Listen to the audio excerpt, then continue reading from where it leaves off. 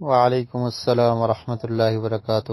جو لوگ باہر سے عمرہ کرنے کے لیے مکہ پہنچتے ہیں یا مکہ مکرمہ میں جاتے ہیں تو وہ جس راستے سے آئیں گے تو راستے میں جو میقات ہے وہاں سے احرام باندھیں گے۔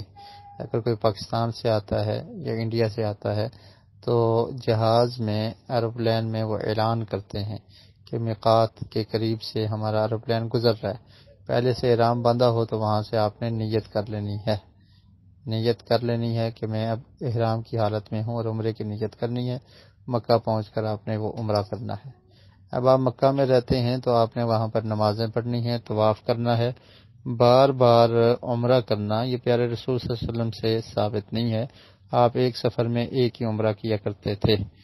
تو اس کے بعد اگر آپ مدینہ زیارت کے لیے جاتے ہیں اور مدینہ سے دوبارہ مکہ آنا چاہتے ہیں تو مدینہ سے جو میقات ہے وہاں سے احرام باندھ کر آ جائیں گے۔ باقی مکہ رہتے ہوئے بار بار عمرہ کرنا، مسجد عائشہ جانا اور پھر آ کر عمرہ کرنا، تو یہ اس کا کوئی ثبوت نہیں ہے۔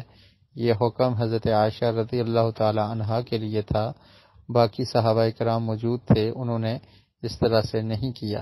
صرف حضرت عائشہ رضی اللہ تعالی عنہا کو، کیونکہ ان کا عمرہ نہ ہو سکا تھا تو اللہ کے رسول نے ان کو اجازت دی تھی تو انہوں نے یہ عمرہ کیا تھا۔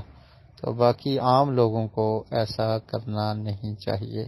واللہ اعلم بالصواب۔